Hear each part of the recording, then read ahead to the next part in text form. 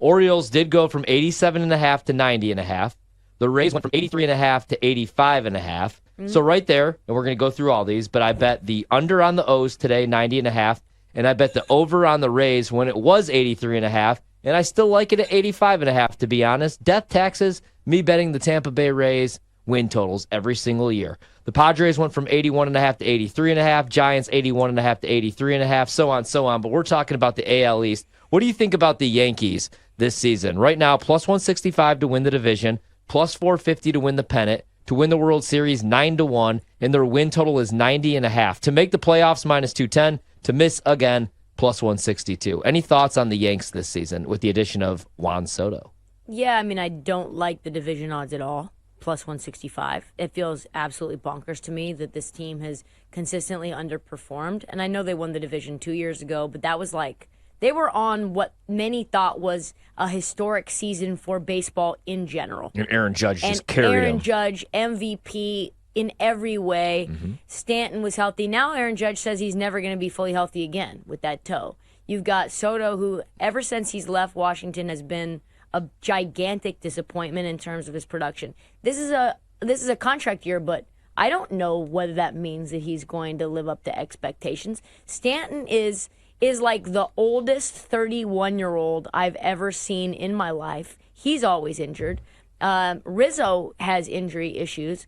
You've got pitching woes now with Garrett Cole, right, going down for 2 months. So there's just a lot here.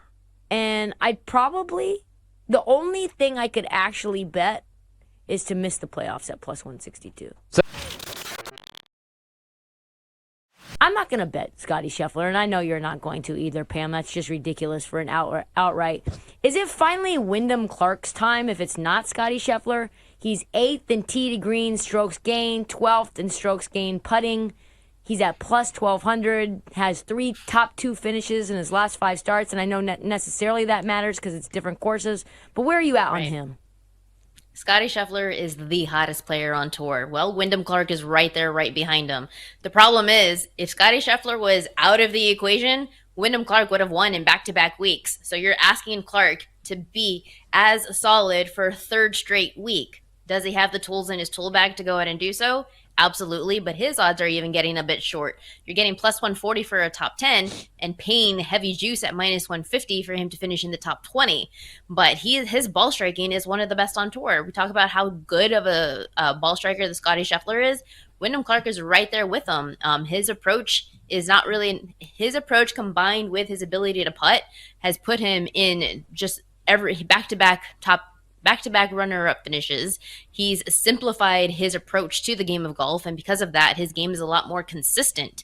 So if we are talking about both Scheffler and Clark, though, how I would be playing these players, because the odds for them to win definitely aren't great, especially with Scheffler at plus 250, is betting them in the first-round leader market. You're getting, for Scotty Scheffler, plus 250 outright, but his first-round leader is plus 1,500. That's if he's going to do well, potentially it's going to happen in the first round, and he has been. You're finding him consistently in the top 5 of the first round every tournament that he plays, and then he just goes on to win it. So you could potentially get a better number with Scheffler live, and Wyndham Clark as well in first round leader is plus 2,800. The thing with Clark is that just this morning, he was on the practice green and teeing it up, and he said that he tweaked his back in the gym, but that he's been a full go. So he claims that he has a really good team behind him. He's starting to feel a little bit better. So for that reason, I'm not necessarily sure that I want to go like all in with Clark, but a win is definitely on the way for him in the near future. Well, I really like the number, all right, because I'm also in the same survivor as you, and I was thinking about Arizona. I don't really trust these West Coast teams. I like Clemson. I kind of felt out of love.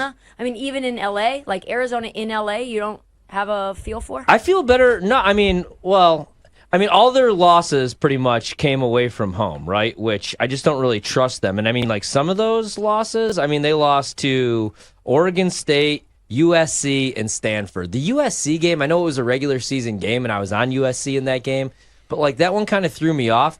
And this is the reason I like Clemson so much until we got to the ACC tournament, how good they were not only on the road, but also on neutral floors. Like they beat Bama on the road. They beat TCU, I believe, on a neutral, Boise State, South Carolina. They had some nice wins, and they were 5-1 in neutral site games.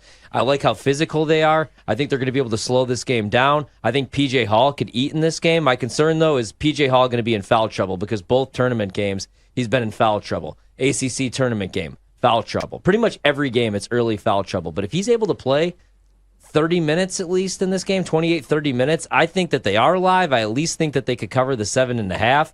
But, I mean, Arizona's clearly the better, more talented team. They should get past them. And if you're looking at Survivor, I mean, you want a higher spread because everything else is either a pick or a 4.5-point spread. And I'd probably make that number 3, Bama, North Carolina. It seems like a slam dunk just to take Carolina, but I could see Bama, if they're hitting shots and Carolina's not, maybe pulling off the upset. So you're probably on the right pick. I like Clemson with the points. So I just think 7.5 is way too many. I think this is a 2-possession game. I'd probably have it like 4.5, 5. Not because it's my school, but it's like from a perspective of obviously we're on a betting show. Like I would say that's one of my favorite plays because they can run with Alabama, but they also defend at a high level. So what could happen is Alabama could try to run up and down, and Carolina's going to do that, but Carolina's going to get stops. And that's where it's going to kind of get tricky because, as you saw, Alabama was in a close game with Tarleton State. I mean, to the end, essentially, and pulled away. But they had trouble with their size and athleticism. So I think the same thing's going to happen with North Carolina at a higher level. So I love the Tar Heels, tomorrow for sure. What about in the next round? Say they end up facing Arizona. Obviously, this is the game that a lot of people were excited and anticipating, the Caleb Love revenge game. If the love triangle didn't happen, then maybe they would still be the backcourt of UNC. But I think that there's some excitement around this matchup with just the star power, with Baycott, with R.J. Davis. How do you see this one sort of playing out? Because the thing that I'm interested in is, listen, I love Caleb Love, but as a former Tar Heel, as much as I do, Caleb will sometimes just chuck inexplicably like 3 seconds into the shot clock over and over and over again. Sometimes shoot himself out of games. Yeah, that game scares me. To be honest, I chose Arizona in that matchup in my brackets because I think about the past with Caleb Love. I mean, he's hit some big-time shots for the Tar Heels and carried us in a lot of big games. And, being ousted from North Carolina is what it seems like. And playing against your former team, I know his team's going to want that for him. And I don't know if Carolina, with Ballo down there and Armando, I think Ballo probably has that matchup. That's going to be fun. But even RJ and Caleb, I think Caleb probably is the better player at the moment. RJ's had a better year, but that matchup scares me for my Tar Heels, and I definitely took Arizona. I just like the matchup. They've got more, per se. They've just been a little inconsistent in how they played, so that could catch up to them. But I like Arizona in that matchup.